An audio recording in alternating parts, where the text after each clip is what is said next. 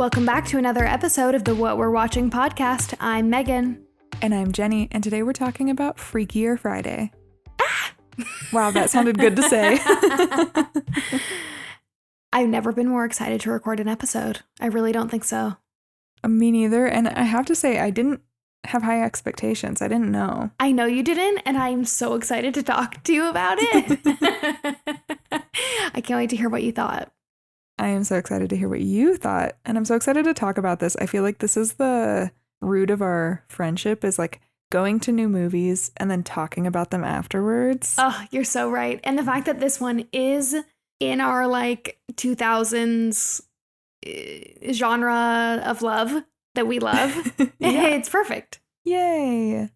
In this episode, we're diving into all the hidden Easter eggs in Freakier Friday, as well as surprise cameos that we saw and our absolute favorite moments from the movie, so stick around till the end. Was this your first movie since having a baby in theaters? Yes, it was a magical experience. What a good pick for your first one. I know, and I went with my sister and my parents because everyone was so excited to go see this movie, so it was great. Oh my gosh, I cannot wait to keep talking about it. First, I want to read some of the comments and reviews that we've gotten over the last week because you guys have had a lot to say, so thank you so much for leaving us some comments.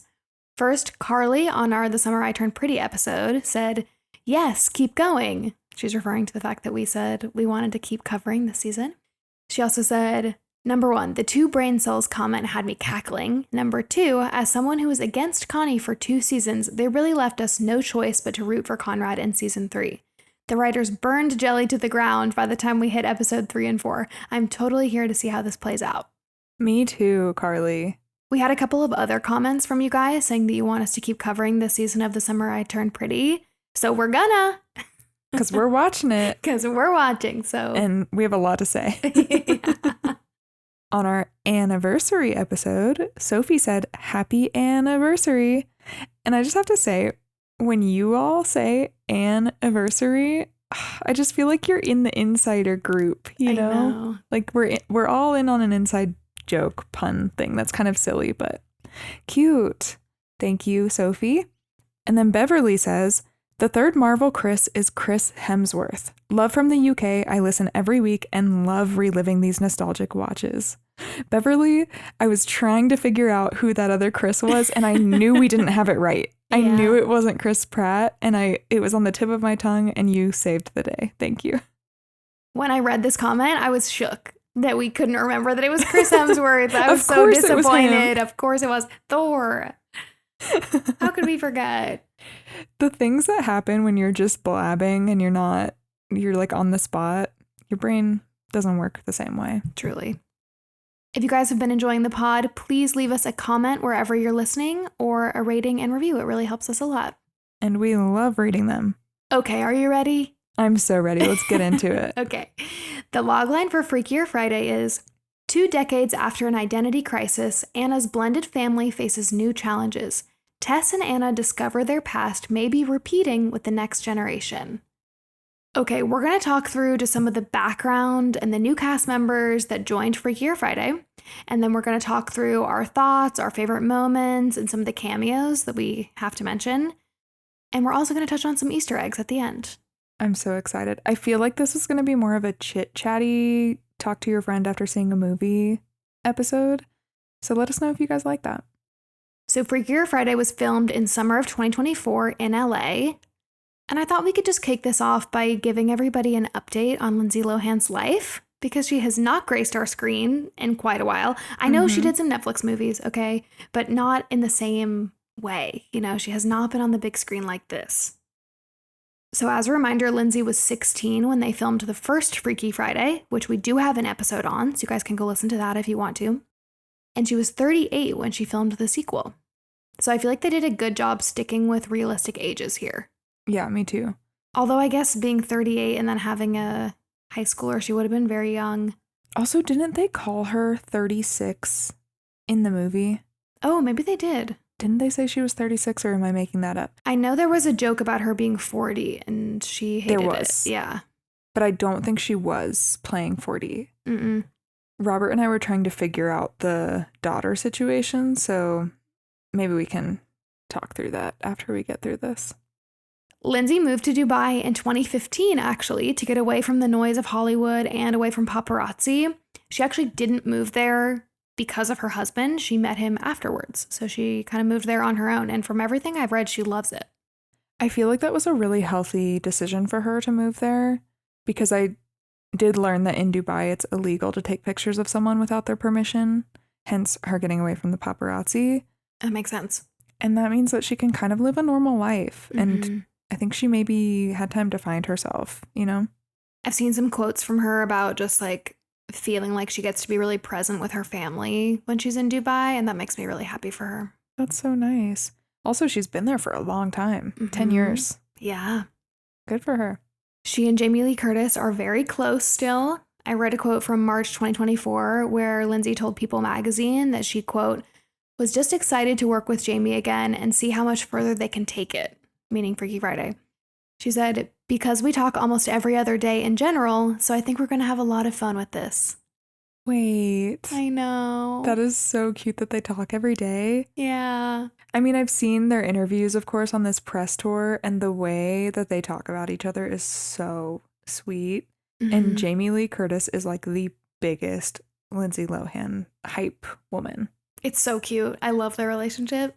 And since you mentioned the press tour, actually, I didn't put this in our notes, but I have to say, all of Lindsay's looks are getting a lot of attention. I don't know if you've seen this. She's wearing a lot of clothes and accessories that refer to different like elements of Freaky Friday, like the little red guitar purse that she wore, or the purple dress that like is a callback to the dress that she wears for Tessa's wedding when she's a bridesmaid. Oh, yeah, yeah. She actually has the same stylist that Margot Robbie used for the Barbie press tour. Oh, those were some really good press looks. Their stylist's name is Andrew Mukamal. I might be butchering the pronunciation of that, but I think that's how you say it. And he's fabulous. He's doing an amazing job. It's so fun to see. I actually have the coffee table book from Margot Robbie's Barbie press tour that is all just about her looks from that press tour, so I hope they do another one. Oh my gosh, that's a great gift idea for anybody who listens to this podcast. It is really cool. Also, it must just be so fun to be a stylist for someone as iconic as that, who's getting to do an homage to like their past self is really cool. Totally. Okay, we have to quickly call out all of the new cast members. Are you ready? I'm so ready. Let's start with Julia Butters, who plays Harper. That's Anna's daughter, aka Lindsay Lohan's daughter in the movie. She is actually only 16, which is the same age as Lindsay from the first Freaky Friday. Wait, I'm so glad that they did that. It's always 20-something-year-olds. I know. I was expecting her to be like 25 when I looked her up, but no, 16. You guys might recognize her from Once Upon a Time in Hollywood. That is what I recognized her from. I didn't place that at the time, but looking at it now, it makes sense. She plays the young girl actress that has a one-on-one scene with Leonardo DiCaprio. It's a Quentin Tarantino movie. So if you guys have seen that, you will definitely recognize her. Cool. And she's actually done a lot of other things, but that I feel like was the most notable. I thought she did a really good job as Harper because well, you know this. I was not really bought into the plot of this movie. I knew ahead of time that it was like a 4-person swap, and that just felt like a lot of people. And I was also like, I just don't know about these girls. Loved her. Loved both of them, to be honest. Me too. Let's talk about the next one. Sophia Hammonds, who plays Lily.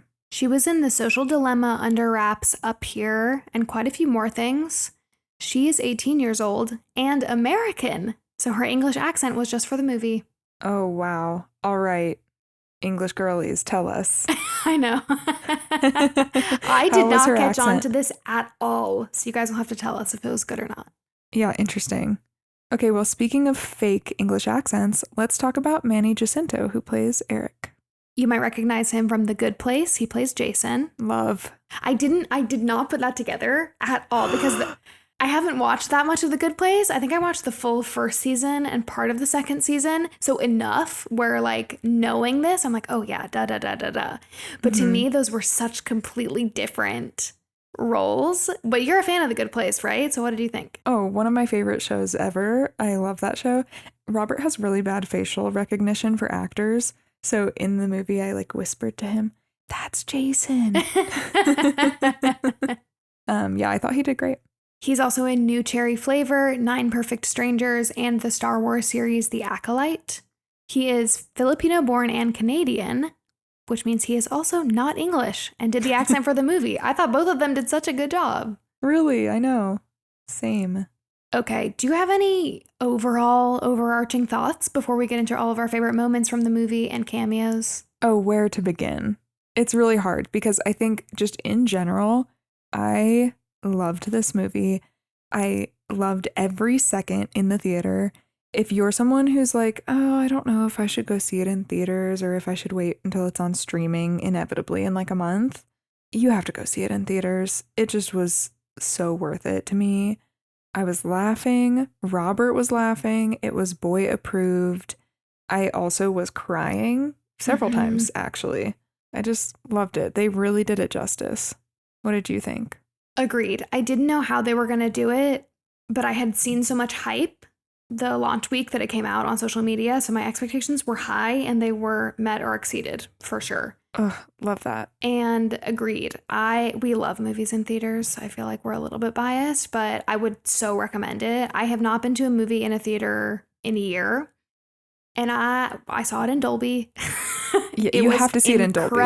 Incredible. Like, I got popcorn, I got M&Ms, I did the whole thing, and I had the best time. I was like I had this huge smile on my face the whole time, and I was nervous, I will say. In the Madame Jen scene, I got nervous. I went, uh-oh, this feels a little cheesy. I don't love it. And I don't think I had fully processed that all four of them were going to swap because I tried to avoid the spoilers as much as possible. I tried to avoid the preview, and they did it.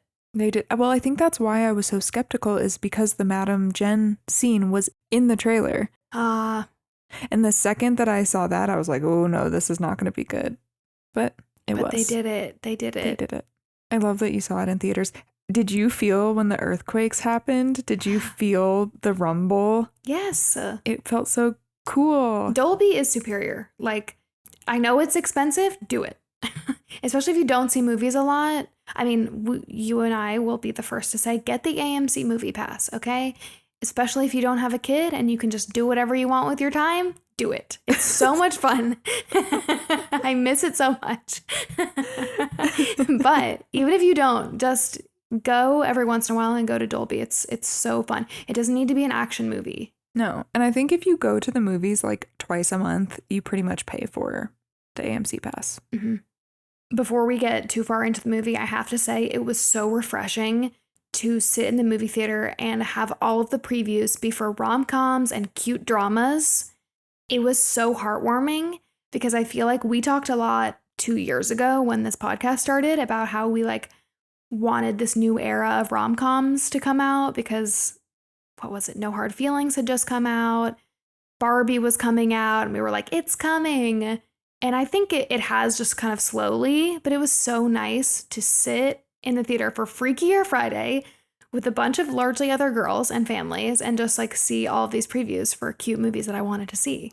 I wasn't getting scared in the previews like normal. It's amazing. That is actually such a good point because I feel like I only go to the movies for like the Superman movie and any superhero thing. And that's always going to have scary previews or action things that I don't care about. But you're right. This was very targeted and tailored to me. I was taking occasional notes on my phone during the movie, and the first one I took was like, these previews are healing. And I looked back, so you guys need to know that's like the level that I was starting at, okay? I was so bought in. Love it. I'm so happy for you, Megan. I'm so happy you. that this was your first experience back. It was a good one. All right, let's jump in. Yeah, let's do it. The first thing I noticed is that this movie was dedicated to moms. I think it said something like, to our moms and their moms. Yeah. It is a mother-daughter movie. Mm-hmm. And I loved that. That's all. Me too. I thought that was really cute. And we kind of see that right away, really. We get a solid, probably, 10 minutes of sort of the current state of things.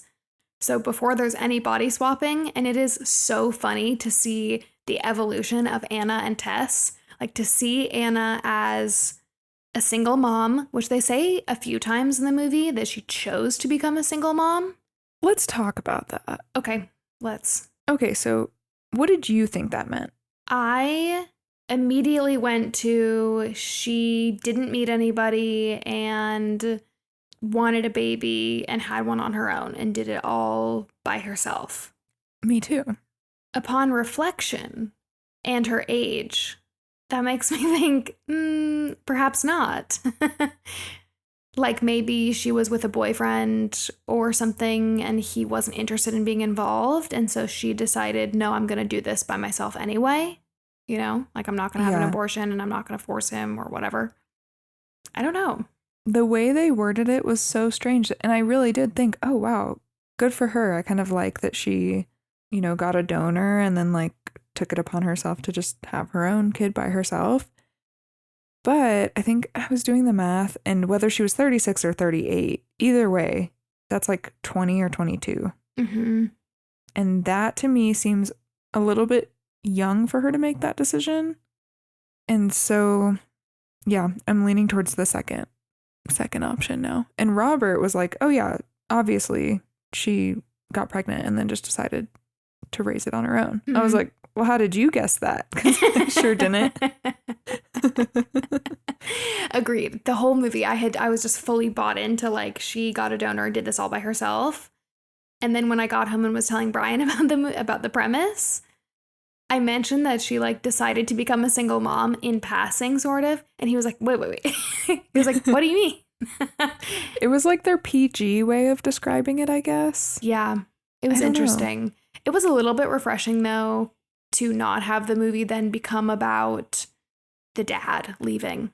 Yeah. Because I feel like we see that a lot. And instead, it's just really about Anna becoming a mom, her doing it on her own, and Tess and even Ryan like stepping in to be really present grandparents, which I think is very cool. I don't think we get to see that dynamic a lot. And as somebody that moved home to be near my parents and my husband's mom as we had our baby, and they're very involved, it was hilarious for like the movie to start off with that dynamic. Because it is funny. It's not something you see. You don't get to see that multi-generational like parenting experience that much. So I thought that was cool. Yeah. Yeah. And I like any movie that's about like a single mom, but she's not a widow and she's not divorced. She's just like, yeah, I'm a single mom. I chose that. It is refreshing. Agreed. I noticed that Tess lives in the same house as the first movie. How did you notice that? They just rebuilt the set? Honestly, I don't know. I just like they like pan to the kitchen. I think it is even later on in the movie. And I was just like, oh, that's the same house. And then I looked it up after and it is the same house. Ugh, they should have done the garage then. There should have been something in there. There should have. That would have been good. Cool. I loved Anna's job. Yeah, explain her job. She is a manager, like a music artist manager, and her main client is named Ella. Ella is played by Maitreyi Ramakrishnan. She's the star of Never Have I Ever, and she's been in a few other things. I recognized her immediately, and I loved that she played this pop star going through a breakup, and it was really cute. It was a good role for her. It was really cute. I felt like they did such a good job evolving Anna from the like guitar superstar band member to this. I thought she was a producer at first, but no, she's a manager. And then also Tess, Dr. Coleman, from a psychologist and author into a podcaster. Loved. I thought like they did such a good job doing both of these. Yeah, it was perfect. And it just seemed like such a natural transition for Anna and also such a cool girl job. Totally, yeah. And it wasn't like the niche that we get that's like journalist in New York. This seems like a very LA job, and this is a very LA movie. It's like an ode to LA. True. So I loved that. Something that was interesting that I wasn't expecting is the time jump that we get at the very beginning of the movie. So like right at the beginning, we see Anna, Lindsay Lohan, meet the love interest, Eric. And then we can tell that that's going to become something. And then they do this really creative thing that looks almost like an 2000s title sequence, but it's not actually showing the names of the actors. It's showing like a calendar flipping so that we know that some time has passed since they started dating. And we see like photos of them. I thought they did a really good job. It was very cute. That's such a good way to put it and describe it. Yeah, I didn't even realize it was kind of like a 2000s title sequence, but it is. It was so early and it happened so quickly that at first I was like, no, I want to see this develop. I want to see Harper's reaction to their relationship, all this. Because we also see that Eric's daughter, Lily, is like the new English cool girl at school, and her and Harper have tension. So I was curious to see both of them like at school finding out their parents were dating. But I thought they did a really good job. Like, I didn't miss it. Yeah, me too. I also thought it was really interesting how there was tension between all of the characters. So you have Harper and Lily who have tension just naturally. They're lab partners, they don't get along. Then Harper and Anna, her mom, have tension because Harper just wants to skip school and surf all day, which I thought was actually really fun because it was the same kind of dynamic of Anna being in a band, but just a little bit different. And then Anna has tension with her mom, Jamie Lee Curtis, because she's always trying to get involved and like try to solve the problems that are happening between her and Harper. Mm-hmm. And it was just kind of cool, I think, how they did all of that. They did a really good job all the way through the movie of creating, like you said, the same or very similar dynamics to the first Freaky Friday, but changing them enough that it still felt fresh.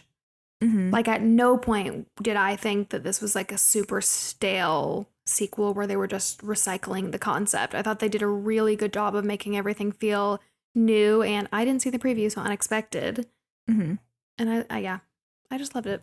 Me too. And I felt like it was a little bit confusing at first with how many characters there were, but it was fine. Like, I didn't mind it. Agree. Also, in the title sequence, the second you saw October 3rd was their wedding date. What did you do? I didn't pick up on it at all until I was researching this, and I put it in the list of Easter eggs for us to talk about.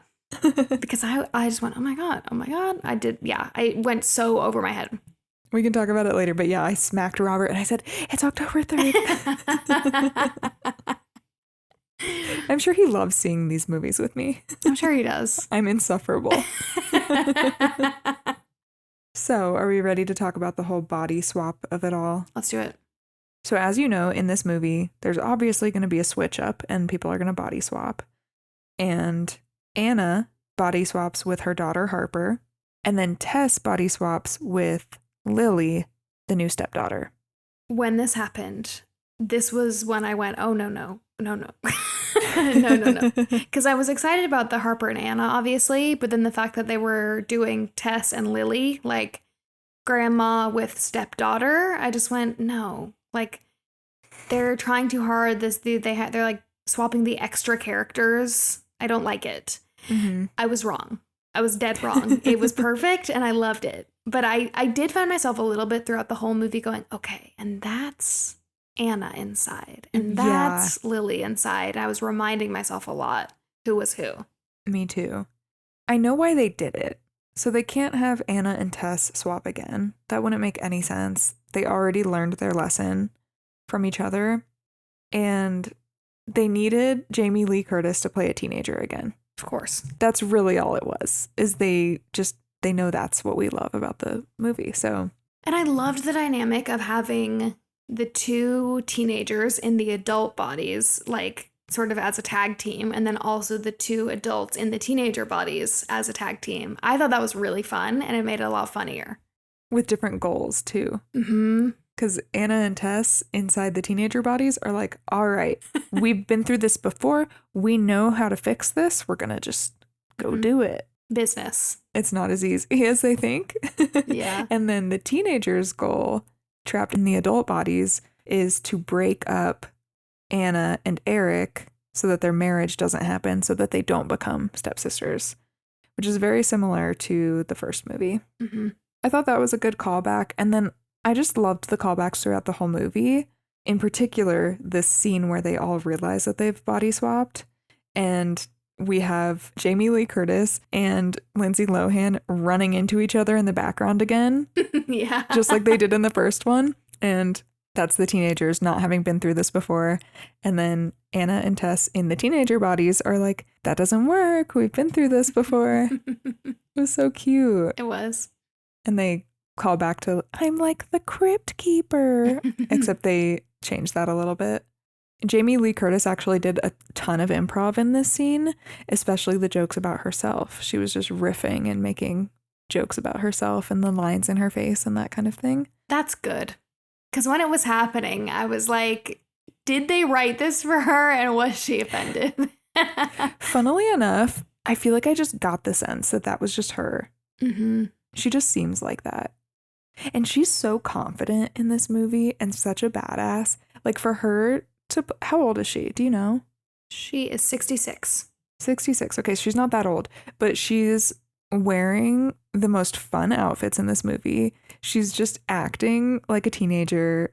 She's hilarious. She always crushes this kind of role, but she really, really crushed this. One thing that I forgot to mention that happens before the body swap actually is when Harper and Lily fight at the school bake sale. Tell me if you agree. So one of them picks up, I think it's a pavlova, and she shoves it on the other one's like upper chest area, like not on her boobs, but on her actual like chest. And all I could think was, this is the Princess Diaries scene. Because she puts it on her chest and then she like smears it in the exact same way that Mia does with Lana with the ice cream cone. Lana got coned. Lana got coned. That's all I could think about when it happened too. Okay, good. But I didn't think it was intentional. I was just like, oh, I don't know. Maybe I'm just thinking about another similar rom-com. But the fact that you thought it too makes me think it was intentional. Me too. I couldn't find it anywhere, like online as an Easter egg or something, but it felt like it must be. It must be, because I feel like they made a lot of different references. I mean, they said that the October 3rd one wasn't on purpose. I think only one person was out of the loop, you know? Mm-hmm. Someone had to know. Yeah. Okay, I'm glad you noticed that too, because as soon as it happened, I was like smacking my family. I was like, that's the Princess Diaries thing. And my sister was so annoyed. No, I felt the exact same way. And then after the movie, my dad was like, oh, I'm surprised that you noticed that, blah, blah, blah. And I was like, I don't know if I'm just seeing things because we watch 2000s movies. We've watched them on a weekly basis for 2 years. Or wow, if crazy. that is actually what was happening. But I think it must be because it's such a like weird placement. What is it doing to our brains that we watch these movies every week? I don't know. I mean, it has to be better than TikTok. That's true. I am unfortunately also addicted to TikTok. So my brain is just screwed either I'm way. just rotting. Just melted. Okay, now let's go back to after the body swap. What were you thinking? Jake's entrance scene. Ugh. He's getting off of his motorcycle and he's taking off his helmet and he's shaking his head, and they do it all in slow-mo with like the glowing light behind him, and it's a perfect, wonderful scene. It lasts not too long, I would say, but it lasts a long time. Mm-hmm. What did you think of that? I loved it. I thought it was funny. Yeah, it was so great. I loved that Chad Michael Murray was back. I loved that he was back, and I loved that he was not Anna's love interest in this movie, and I loved that he still likes Tess. It's incredible. He is the same.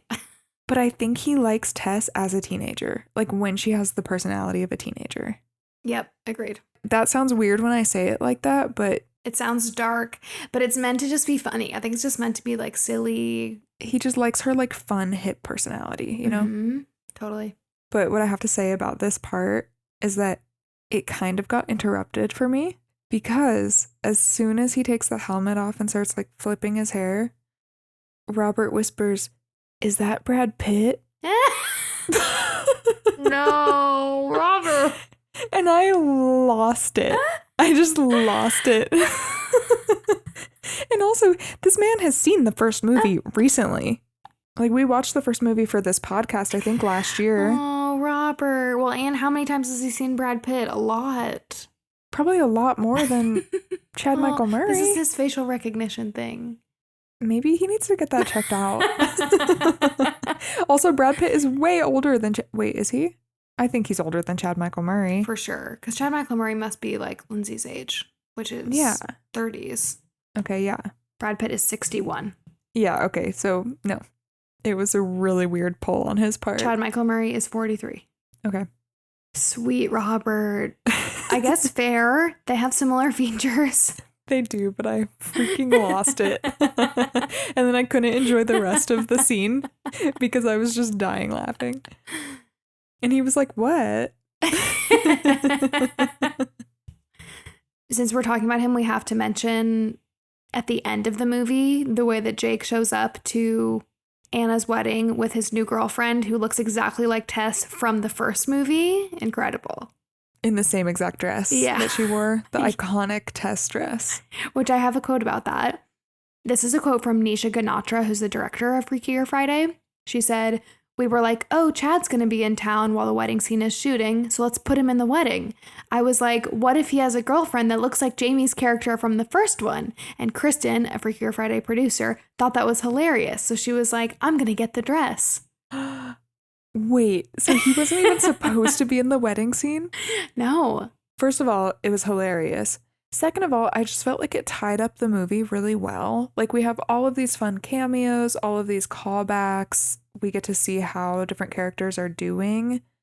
And we needed to have him at the very end. Yep, it put a nice little bow on everything. It was perfect. Mm-hmm.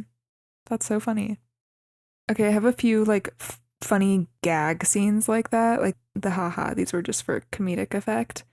Lily being in Tessa's body at, like, CVS or something with Ryan, and he tells her to go get the essentials, and so she goes to the senior section in the drugstore and starts buying like grabbing everything off the shelf that she can, including an enema. Hilarious. Incredible. Hilarious. So good.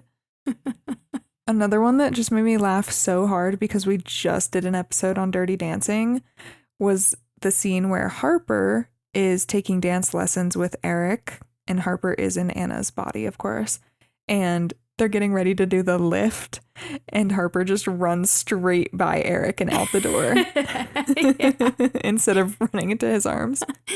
Robert and I were laughing so hard. It was so good. Well, and the fact that Eric knew the entire dance already, so he does the whole like dance from Dirty Dancing and then like poses for her to run and jump, and she just doesn't. It was incredible. She just runs right past him. Yeah. Love it.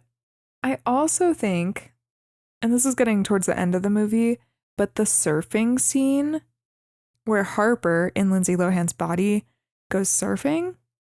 First of all, I thought she looked stunning, amazing. I was like, is she doing this? Because I can't tell if it's CGI or not. It kind of looked like she was doing it. It kind of looked like she was doing it, yeah. And I couldn't find anything online about it, except she said that her brother is a surfer and was in the ocean and helped her that day. Aww. But I don't know how much of it was her surfing or what. Cool. I know they had stunt people, so.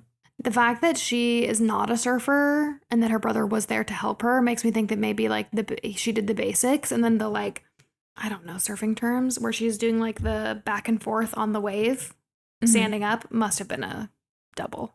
Yeah, it must have been. But that's so cool. I love that. I know. And I just thought also as a character, it was really cute to see that.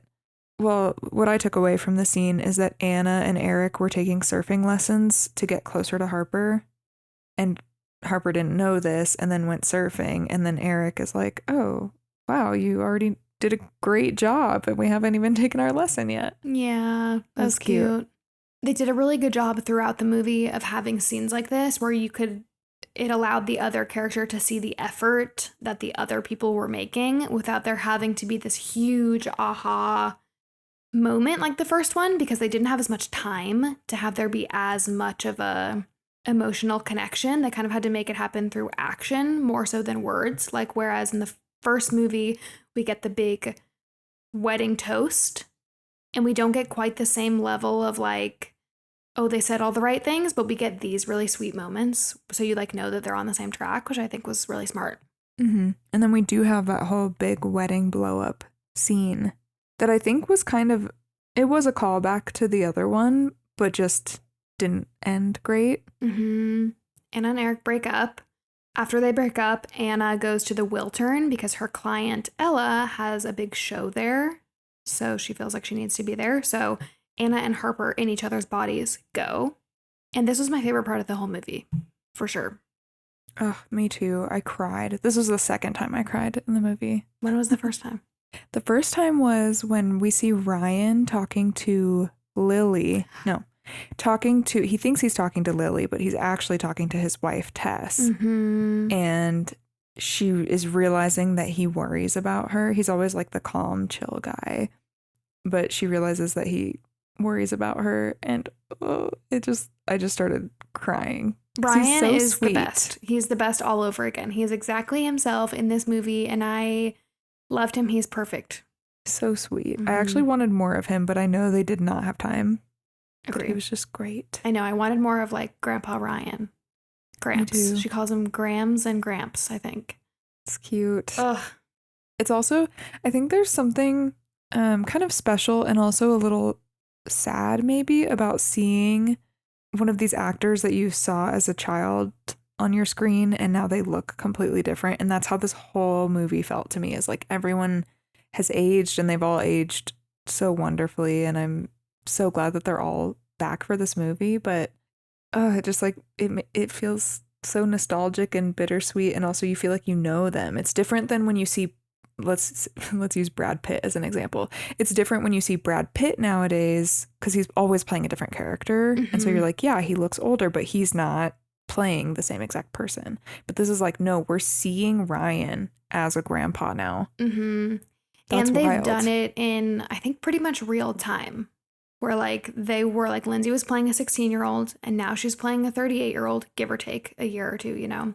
And so same goes for Jamie Lee Curtis and Ryan. I forget the actor who plays Ryan. Mark Harmon. His name is Mark Harmon. That's right. They're also aging, and we have also aged the same amount of time. And so it's very emotional. I agree. And seeing Ryan be like sweet Grandpa Ryan, still worried about Tess, still supportive of Anna, and now this grandparent, this like not great as in older, but like, you know, amazing grandparent, just like warmed my heart and broke my heart at the same time. It's so beautiful. I think this is a really rare experience. And also I think it could have gone so wrong. I mean, 2 wrong turns and they would have been in cheesy territory. Yep. And somehow they made it like the exact same premise of the first movie, but twisted enough that it didn't feel campy and the humor was still really good. And yeah, it was really impressive. Agreed. All I was thinking the whole time was, I hope that whoever is doing Princess Diaries 3 is watching this. Take notes. Yeah. Devil Wears Prada, all of them. All of the millions of sequels. Practical Magic 2, can't wait for that one. Cannot wait. This is the blueprint. It needs to be. It's perfect. It has to be. So back to the performance. Throughout this entire movie, we have found out that Anna has written a song in secret that the girls think is about Jake, Chad Michael Murray. And so they think that she's still secretly in love with Jake, not Eric. And so they're trying to use Jake to like break them up. And then we find out that the song is actually not about Jake. It's about Harper. Cute. Anna wrote a song about her baby. Her baby was so cute. So cute. And then we get this whole pink slip performance. I screamed, I squealed. The scream I scrumped. Okay. When the song started, I literally just went, oh my God. I knew it was coming. It had to be. I was naive, I guess, because I did not put together that they were going to perform or they were going to perform the song, you know, like I completely went over my head until it was happening. And then I was like, oh my God, this is the best moment ever. And it made me so happy because Lindsay Lohan / Anna finally get their moment in this performance where the switchback happens during the performance or, you know, over the course of the performance. And so by the time this song comes on, Lindsay Lohan is Anna, being Anna on stage, not a teenager, not as her mom. It's just her. And she gets to like be full rock star, which we haven't actually really seen except for like at the wedding at the end of the first movie. I loved that. It made me so happy. I love that too. And it was a good contrast because I don't think I said it, but the song that was about Harper, they sing together and then they switch back as they're singing the song or right after they finish singing the song. And then when they're in their bodies, they launch into the pink slip performance with Anna getting to actually play as Anna. And this includes the original pink slip members from the first movie, and that's Maddie, played by Christina Vidal Mitchell, and Peg, played by Haley Hudson, and they're amazing. They're amazing. And yeah, I was just crying. I couldn't help it. And then Robert looked over at me and then he started laughing because I was crying. And then I was laughing because I knew it was ridiculous that I was crying, but it just warmed my heart so much. It was so, the only thing that would be icing on the cake is if they also sang Ultimate. Oh, I know. Agree. But I did not hate that they had one big song, you know. Right. It would have been overkill, you know? And as this is happening, we see Tess and Lily, who are in each other's bodies, sort of bonding on the side of the stage, where Lily, who's in Tess's body, says something to the effect of like, this family is exactly where I'm meant to be. Like, I'm not meant to go back to London, and, you know, I'm meant to be here with these people. And it was so sweet. And then they switch back, and Harper and Anna come off the stage, and Lily calls Harper her sister. I think she says, like, I realize that I'm meant to be wherever my sister is. This is when I cried. This movie is all about chosen family. It's so cute. Yeah. Also, I'm curious your thoughts on, we didn't really talk about it, but when Eric and Anna break up, then there's a whole moment between Lily and Tess where Eric is like, I have to do the right thing by Lily. And he's talking to Lily, but he doesn't know that he thinks he's talking to Tess. Mm-hmm. And then Tess overhears all of this in Lily's body and comes up and says basically something to the effect of wanting to be part of the family, and that would be what's good for her. Mm-hmm. And I loved this communication between Lily and Tess, who didn't really know each other, but now they've swapped bodies, and now there's this like shared understanding, and Tess can see what Lily wants and then acts on Lily's behalf in that scene. Mm-hmm. Agreed. I had the same thought, because I think that could have not been read the way that it was meant to really easily, and they did a really good job because it was crystal clear what was happening. And I loved it. I really loved it. It was a really interesting mechanism to use Tess, the grandma, like Lily's now step grandma, as her way into the family, but they made it work somehow so well. Yeah, they really did. It is kind of interesting because it is like how, but like it's not through her stepmom. Like we don't see Lily and Anna bonding a lot in this movie, but it still like feels like it fits perfectly because she bonds so much with Tess. Her and Harper really bond. That's really what's happening. I think we see like Tess and Anna bond all over again, and then also now Harper and Lily, and those feel like the more important relationships. So it was just unique. They did it in a really smart way, I think. Yeah, I think so too. And that's the end of the movie. Wow. And Eric and Anna do end up together. Just, you know, we have to wrap it up in the bow, but that is what happens, obviously. Obviously. And everyone's a happy family, and it's great. And then there's a blooper reel that's like very 2000s, all the bloopers from the movie while the credits are rolling. Oh, it's perfect. So perfect. I'm obsessed. Obsessed. There's a blooper from the scene where they all body swap, where all four girls are like, thanks for coming to the movie. And they're like in their pajamas. It's so cute. So cute. Ugh, I loved it. Me too. 10 out of 10. I cannot wait until it comes out on streaming. I might buy it. You guys probably know. I've said this before. I think in my top 4 movies is Freaky Friday and The Parent Trap. I just love Lindsay Lohan. I don't know what it is. She's so cool. She's so cool. This whole movie, I was just like, yes, this is everything that I wanted it to be. And I can't wait to watch it again. And also, don't check out. We're also about to talk about all the cameos throughout the movie and the Easter eggs that we didn't get to in this sort of pseudo recap favorite moments section. And there's so many. I know. So should we get into it? Yeah. Speaking of The Parent Trap. Speaking of, we got Elaine Hendricks, who is Meredith Blake in The Parent Trap, who plays a colleague of Anna named Blake in the movie. Were you smacking your family? Because I was smacking Robert. Yes. I was like, that's the Meredith Blake from The Parent Trap. Yes. It was like, okay.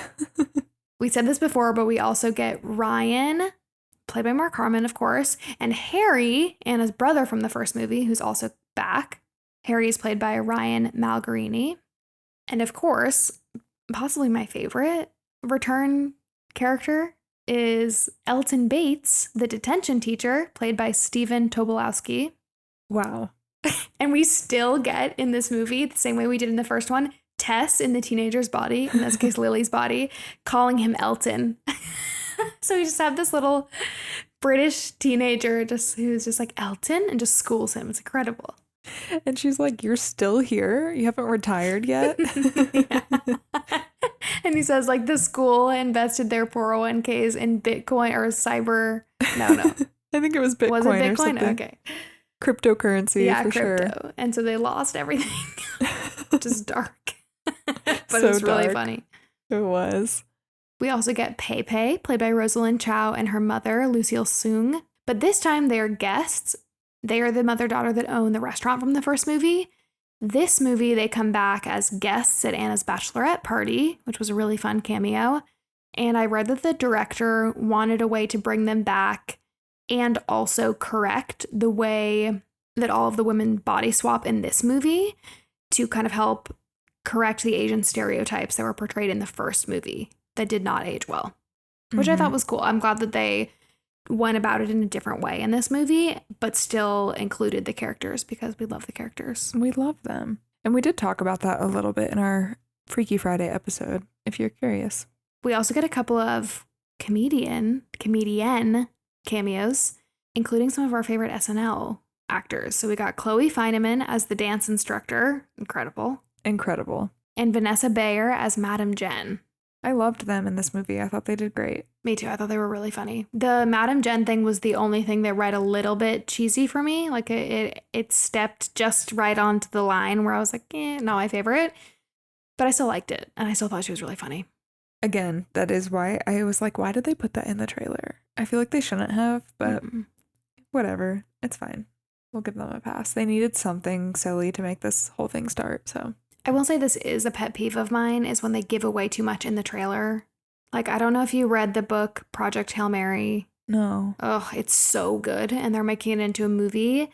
And it's one of those books where there's a huge twist. Oh, is this the same author who wrote The Martian? Yes. Okay, yeah. And a big part of the twist is in the preview. And I'm just like... Jail, prison, immediately. I know. What I do now is if there's any movie that I want to see, I don't even watch a trailer for it. I can't. I don't even want to know what it's about. I think I accidentally saw a Freakier Friday trailer, and that's how that happened. But most of the time, I'm going to try and go into a movie not knowing one thing about it. Yeah, smart. I think you have to now, especially with rom-coms. Yes, they will show you the whole thing. They show you the whole thing. We don't need to know it. Nope. There were a couple of those in the Freakier Friday previews where I was like, I actually didn't want to know all of that. Thank you. Yeah, thank you. See yourself out. Okay, the last cameo that I want to mention is June Diane Raphael, who plays one of the pickleball opponents in Tess and Ryan's league when they play in the championship. And we just talked about her in the Bride Wars episode. She plays Brianna in Grace and Frankie, one of the daughters. And then she also was one of the writers from the Bride Wars episode. She plays the friend that gets married that then is like the bitter married lady. That's right. Yep. Yeah. So I thought that was really funny. I feel like they just called all their friends and said, everyone get in the movie. It actually really sounds like that's what happened. Because they're like, oh, Chad's still in town? Okay, let's get him back in for a new scene. It sounds like it was so fun. I think even the blooper reel just made me realize, first of all, they all wanted to come back and do this movie. They've been talking about it for years. They finally made it happen. And you could tell they just had so much fun the whole time. And they're having fun on this press tour too. I'm sure they cried on the last day of filming. For sure. Have you heard Jamie Lee Curtis talking about Freakiest Friday? No.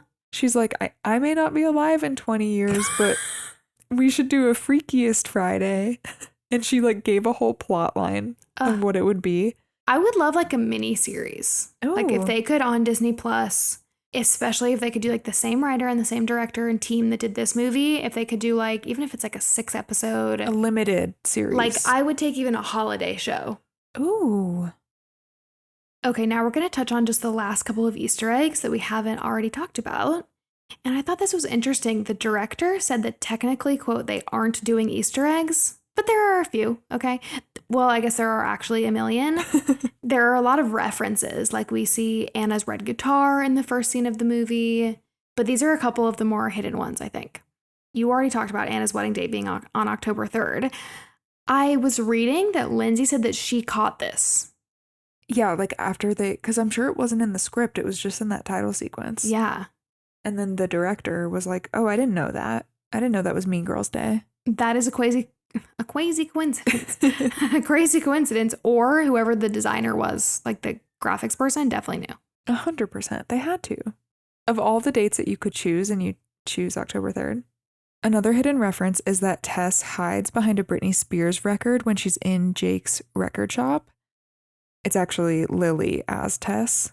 It's a nod to Anna as Tess and Jake bonding over a Baby One More Time cover at a cafe in the first movie. And this was Jamie Lee Curtis's idea, which I didn't know. That's so cool. Okay, the last one is that the band Muna performed a Pink Slip cover at the Wiltern Theater in LA a couple of years ago, which is the same theater that they're using for Ella's performance in the movie. Oh, cool. And so they invited Muna back to be in the movie and appear as Ella's band. Cool. Yeah, I thought that was fun. That is really cool. I'm sure there are so many more that we didn't even catch. I'm sure there are I'm like, as more people watch the movie, there's going to be so much more hype about it online. And I can't wait to see all of it. I want to see all the content. And I can't wait for it to come out on streaming. You guys will have to let us know what you think if you guys loved the movie as much as we did. And you'll have to let us know if you want a traditional episode on this movie once it is on streaming. We kind of did just a chit chat one today, but maybe after we give it some time, there will be more fun facts and we can actually recap the whole movie. We'd love to. Mm-hmm. Oh, I know what I was going to say earlier, which is, sorry guys, my daughter woke up in the middle of this recording and so we had to pause for a second, but I would take even a like Freakiest Christmas. Yes. That's how much I love this. Like I would take a 3-episode, 5-episode miniseries or like an hour-long TV movie. I don't care. A Freaky Halloween, something like that. All of them. Oh. Like a special. They need to make a special. A special, yes. Yes. I think they could. Disney Plus, absolutely. Get on that. Disney Plus already like is the owner of this and this feels like right up their alley. We know that Jamie Lee Curtis is in. Mm-hmm. She's like the first person to be in. Yes. Ugh.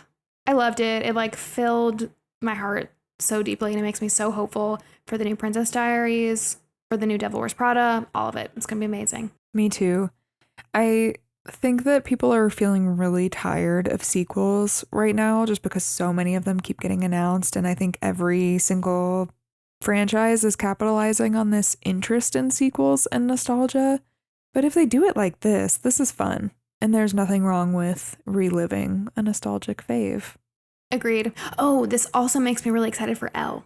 For Elle, the Legally Blonde TV show. Yes, because I trust Reese Witherspoon. She just seems with it. So like she's going to see all the hype about this. And I trust her with Elle, obviously. I think when you get actors and actresses that are really, really invested and really want it to be great, like Anne Hathaway, we talked about that in our Princess Diaries 2 episode. They only wanted to do a third if it was really, really good in the right time. It feels promising. It just feels like the ladies are in charge and I trust them. That's how I feel about the Buffy the Vampire Slayer reboot. Sarah Michelle Gellar is training for it. She was only going to be in if they did it justice. So we'll see. Amazing. I'm almost finished with the show. Update. It's only taken me 3 years. In the making. Well, thank you guys so much for listening to this episode. If you enjoyed it, make sure to follow us on Instagram at WhatWe'reWatchingPod and let us know what you want to hear next. And we'll see you next time. Bye.